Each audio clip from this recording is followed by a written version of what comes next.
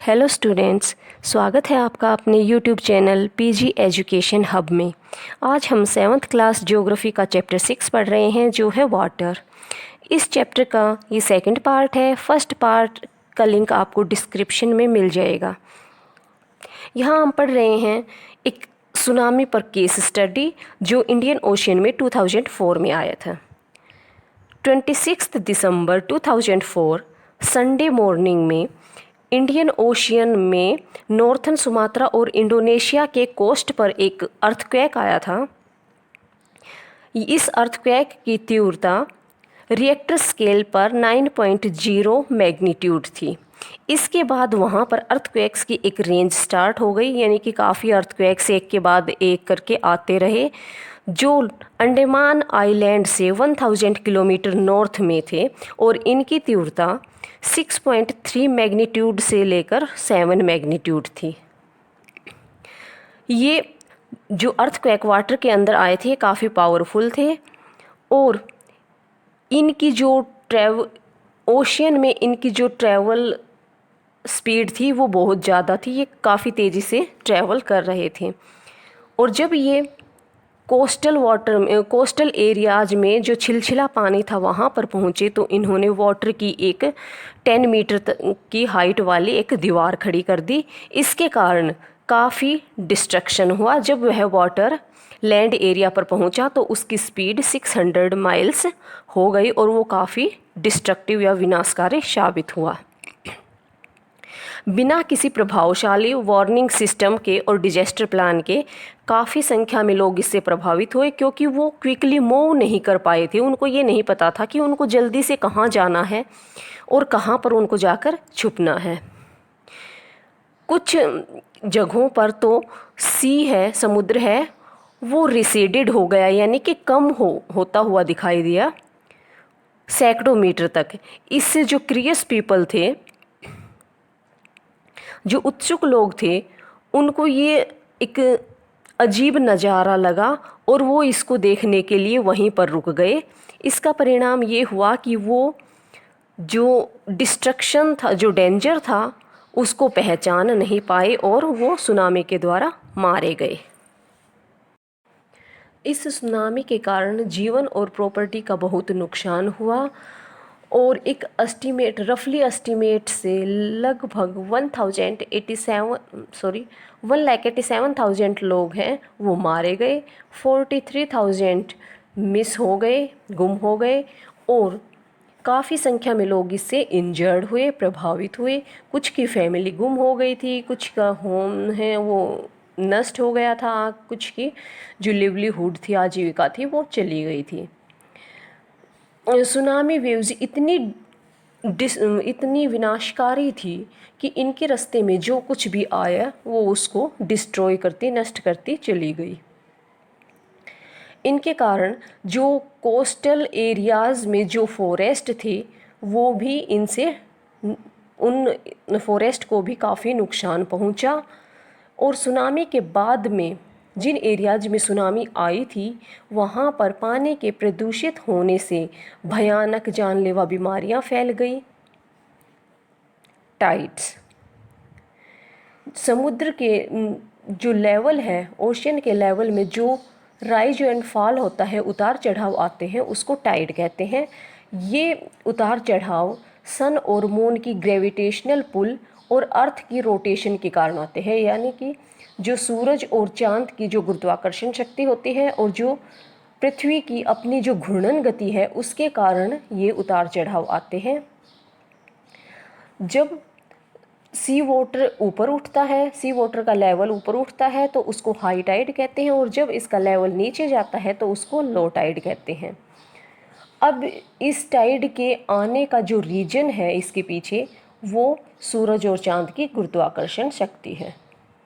अब ये टाइड हमेशा एक जैसी हाइट की नहीं आती, यानी कि हर रोज़ इनकी हाइट एक जैसी नहीं होती, कभी कम रहती है, कभी ज़्यादा रहती है। और ये सब मून की पोजीशन के कारण होता है, यानी कि इसके लिए मून की पोजीशन उत्तरदायी है कि इसकी हाइट कितनी है। जब मून अर्थ के बिल्कुल क्लोज होता है तो ये बहुत ज़्यादा जोर लगाता है, जिसके कारण जो वाटर है वो ज़्यादा ऊंचाई पर उठता है। अब इसकी 2 इम्पोर्टेंट पोजीशंस होती है मून की, जो इसकी हाइट को, टाइड की हाइट को डिटरमाइन करती हैं, निश्चित करती हैं। ये है फुल मून डे और न्यू मून डे, यानी कि पूर्णिमा का दिन और अमावस्या का दिन। फुल मून डे और न्यू मून डे में जो सन, मून और अर्थ है वो ऑलमोस्ट स्ट्रेट लाइन में होते हैं, एक सीधी रेखा में होते हैं। इसके कारण सन और मून दोनों ज़्यादा बल लगाते हैं, जिससे उनका जो ग्रेविटेशनल पुल होता है वो स्ट्रॉन्ग होता है। इसलिए हाई टाइड्स हैं उनकी जो हाइट है वो बहुत ज़्यादा होती है, और लो टाइड्स हैं वो बहुत ही लोवेस्ट होती हैं, यानी कि जब पानी ऊपर उठता है तो बहुत ज़्यादा ऊपर उठता है, और जब उसका लेवल कम होता है तो बहुत ज़्यादा कम होता है। इसको स्प्रिंग टाइड भी कहते हैं। लेकिन जब हाफ मून डे होता है तब सन और मून है वो राइट एंगल, अर्थ के राइट एंगल पर होते हैं।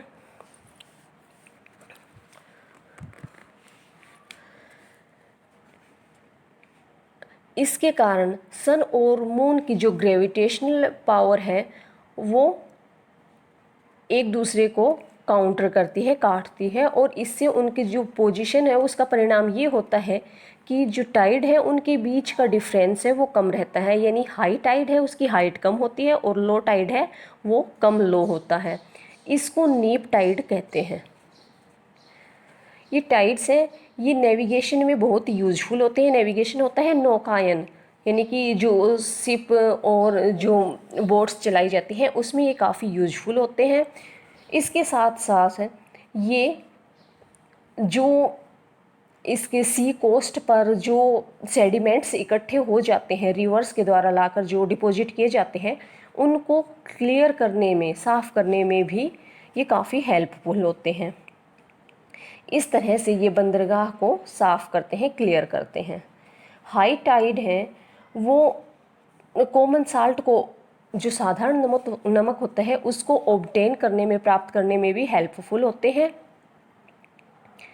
जब ओशन वाटर हाई टाइड से स्प्रेड होता है, हाई टाइड जब ओशन में आता है तो वाटर स्प्रेड होता है, तो वो जो खारा पानी होता है वो कोस्टल एरियाज़ में पहुंच जाता है। और जब वो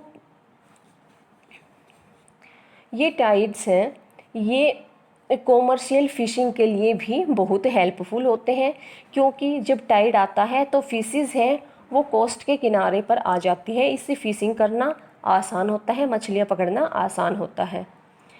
हाई टाइड है वो अपने साथ कोस्टल एरियाज़ में काफ़ी फिशेस ले आता है। कुछ कंट्रीज़ ऐसी हैं जो ये जो टाइड से एनर्जी जनरेट होती है उसको यूटिलाइज़ कर रही हैं, ठीक है। कुछ कंट्रीज़ ने, मतलब जो डेवलप्ड कंट्रीज़ हैं, उन्होंने टाइड से जनरेटेड एनर्जी को, टाइड से उत्पन्न जो एनर्जी है उसको यूटिलाइज़ करना, उपयोग में लाना शुरू कर दिया है। अब ये जो टाइड से जो एनर्जी जनरेट होती है उसको टाइडल एनर्जी कहते हैं। इस टाइडल एनर्जी को इलेक्ट्रिसिटी जनरेट करने में, बिजली उत्पन्न करने में यूज़ किया जाता है। कनाडा, फ्रांस, जापान और ग्रेट ब्रिटेन जैसे डेवलप्ड कंट्रीज़ ने ये टाइडल पावर स्टेशंस लगाए हैं, ताकि इस तरह से टाइडल जो इलेक्ट्रिसिटी है उसको जनरेट किया जा सके। ओशियन करंट, समुद्री जलधारा। जैसा कि हम जानते हैं कि ओशियन का वाटर है वो मूव करता रहता है, ये हॉरिजेंटली मूव करता है, तो इसका जो वन पार्ट है वो, जब इसका एक पार्ट किसी डेफिनेट डायरेक्शन यानी किसी निश्चित दिशा में मूव करता है तो उसको ओशियन करंट कहते हैं। ओशियन करंट के जनरेट होने के, ओरिजिन होने के, उत्पन्न होने के कुछ बेसिक रीजन्स हैं, वो निम्नलिखित हैं। फर्स्ट है direction of the prevailing winds, यानी कि वहाँ पर जो हवा बह रही है उसकी गति, उसकी दिशा कौन सी है। दूसरा है वाटर की डेंसिटी में जो वेरिएशन है, विभिन्नता है वो। तीसरा है वहाँ के जो ओशन वाटर का टेम्परेचर में जो वेरिएशन या डिफरेंस है, चौथा है अर्थ की रोटेशन और पांचवा है जो कोस्ट है उसकी शेप और पोजीशन। ये कुछ कारण हैं जिनके कारण ओशन करंट है वो जनरेट होते हैं, उत्पन्न होते हैं। जो ओशियन करंट की डायरेक्शन है वो मुख्य रूप से वहाँ पर जो हवा बह रही है उसकी डायरेक्शन पर डिपेंड करती है, उसकी डायरेक्शन ही इसको निश्चित करती है। अगर जो ओशियन करंट है उसकी डायरेक्शन क्लॉकवाइज है, नॉर्थन हेमिस्फीयर में ये क्लॉकवाइज होती है और साउथर्न हेमिस्फीयर में ये एंटी क्लॉकवाइज होती है। जो ओशियन में जो करंट्स होते हैं वो मोस्टली नैरो होते हैं, भीड़े होते हैं और उनकी स्पीड है वो 3 किलोमीटर से 10 किलोमीटर तक पर आवर होती है। लेकिन कुछ एरियाज़ में ये करंट्स है ये काफ़ी ब्रॉड होते हैं, चौड़े होते हैं और ऐसे जो करंट्स होते हैं उनको ड्रिफ्ट कहते हैं। टेम्परेचर और ओशियन करंट के बेस पर इनको वार्म करंट और कोल्ड करंट के रूप में क्लासिफाई किया गया है, वर्गीकृत किया गया है। वार्म करंट इक्वेटोरियल रीजन से यानी कि जो भूमध्य रेखीय क्षेत्र है वहाँ से पोल्स की तरफ जाते हैं, क्योंकि जो इक्वेटोरियल रीजन होता है वो हॉटेस्ट रीजन है, टोरिड जोन में आता है, तो वहाँ का वाटर है वो वार्म होता है, तो उधर से ये पोल्स की तरफ मूव करते हैं। जबकि जो कोल्ड करंट होते हैं वो पोल्स की तरफ से आते हैं और ट्रॉपिक्स की तरफ से या फिर ये कहें कि इक्वेटर की तरफ ये आते हैं। जब वार्म करंट के कारण टेम्परेचर है वो राइज होता है, बढ़ता है, यानी कि जहाँ कहीं से वार्म करंट जा रहा है समुद्र में तो आसपास की जो लैंड है उसका टेम्परेचर बढ़ जाता है, वहाँ पर गर्मी ज़्यादा होती है। जबकि जो कोल्ड करंट है वो टेम्परेचर को कम करता है। ऐसी जगह जहाँ पर कोल्ड और वार्म करंट आपस में मिलते हैं वहाँ पर फॉग की अपीयरेंस हो जाती है, यानी कि वहाँ पर गहरी धुंध होती है, जिसके कारण जो विजिबिलिटी है, दृश्यता है, वो काफ़ी प्रभावित होती है।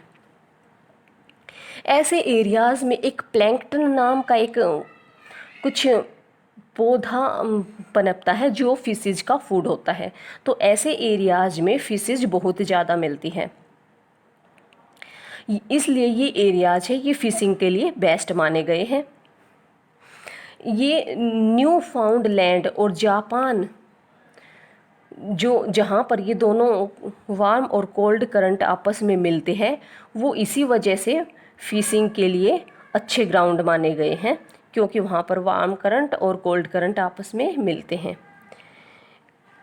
करंट्स हैं वो नेविगेशन के लिए भी अच्छे साबित होते हैं, क्योंकि अगर हम करंट की ही डायरेक्शन में मूव कर रहे हैं तो इससे शिपिंग है वो शिप सेलिंग है वो काफ़ी इजी हो जाती है और वो काफ़ी फास्टर मूव करती है, तेज़ी से वो चलती है। ओके स्टूडेंट्स, इसके साथ हमारा चैप्टर कंप्लीट हुआ। Thanks for watching.